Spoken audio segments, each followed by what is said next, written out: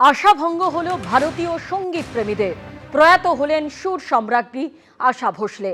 থেমে গেল 7 দশকের সঙ্গীত সফর। 92 বছর বয়সে না ফেরার দেশে চলে গেলেন আশা ভোসলে। শনিবার মুম্বাইয়ের ব্রিজ ক্যান্ডি হাসপাতালে ভর্তি করা হয়েছিল তাকে। সেখানেই আজ শেষ নিঃশ্বাস ত্যাগ করেন তিনি। ভারত হারালো আরেক সঙ্গীত কিংবদন্তিকে।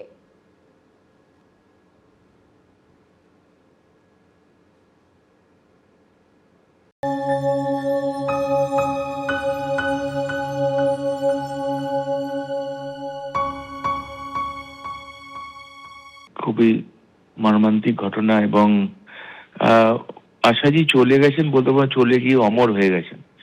অ্যাকচুয়ালি এই কিংবদন্তি শিল্পী, এনাদের মৃত্যু হয় না এবং ইনি যা এনার গানের যা ভান্ডার, আর সেই গানগুলোকে আঁকড়ে নিয়ে আমরা বেঁচে থাকবো।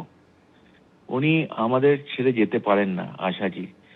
এখনো আমি বলতে বলতে এটাই কানে ভাসছে আমার, এখনো কোথা কোথা খুঁজেছি তোমায়। হ্যাঁ, এই গান ছোটবেলা থেকে শুনে আসছি আমার স্কুল লাইফ থেকে, এবং আমার মনে হয় যে লতা মঙ্গেশকর এবং আশা ভোসলে আগামী 100 বছর এরকম শিল্পী হবে না, যারা সমর্পণ করেছিলেন নিজেদের সঙ্গীতের জগতে, সঙ্গীতের মধ্যে।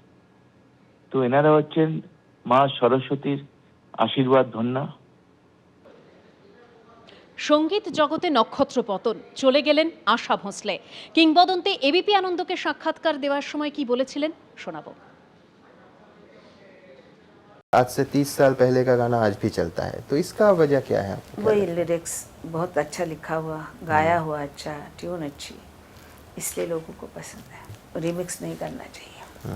रिमिक्स से क्या होता है कि जो असल गाना है उसको ख़राब कर देते हैं और फिर उसमें और कुछ डाल के ये वो डांस के लिए बना देते हैं, म्यूजिक वीडियो तो बन जाता है। गाने का वो नहीं रहता है। पसंद नहीं है, लेकिन कोई सुनने वाले भी नहीं है, तो ना बोलना ही अच्छा। সঙ্গীত জগতে নক্ষত্র পতন, প্রয়াত প্রবাদ প্রতিম শিল্পী আশা ভোসলে। 92 বছর বয়সে জীবনাবসান। শনিবার মুম্বাইয়ের ব্রিজ ক্যান্ডি হাসপাতালে ভর্তি করা হয়েছিল তাকে, আর আজ সেখানেই শেষ নিঃশ্বাস ত্যাগ করেন তিনি। 1933 সালের 8 সেপ্টেম্বর জন্ম। মাত্র 9 বছর বয়সে সঙ্গীত সাধনা শুরু করেন। ভারত হারালো আরেক সঙ্গীত কিংবদন্তিকে। কোনটা নিয়ে নেব, কোনটা কথা বলবো, কিন্তু যা ফটো আপনি দেখেছেন ওটা আমাদের স্টুডিওতে ছিলেন। It was when she was training for Nazrul গীতি। দিজেন্দা ছিলেন আর শি ওয়াজ সিঙ্গিং মোমের পুতুল। খুব ভালো ছিল ওই দিন, and she was very very happy being in our studio.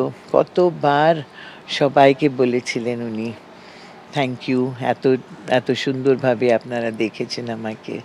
So it was really wonderful working with her, I mean in the studio. কিন্তু ওনার সঙ্গে আমার সম্পর্ক ছিল not just 1 day or 2 days, এত বছর। নো ভলিউম, ওনার volume of quality and quantity of work has just been amazing, really fantastic. And onar jonne, because of her, there are so many young girls and boys, young girls especially, and all the musicians who want to sound like Ashaji Bhosle. Kintu ami etai bolbo that without Ashaji Bhosle's songs amar kono show hoy na, kono show hoy na. সব শোতে ওনার গান নিশ্চয়ই আছে।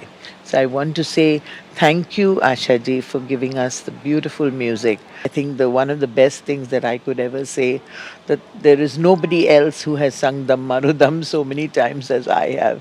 Kokono kokono ami bhabi ke maybe we as a band have sung more Dam Marudam than Ashaji herself. Thank you, Ashaji, for giving me that song. Thank you, Panchamda.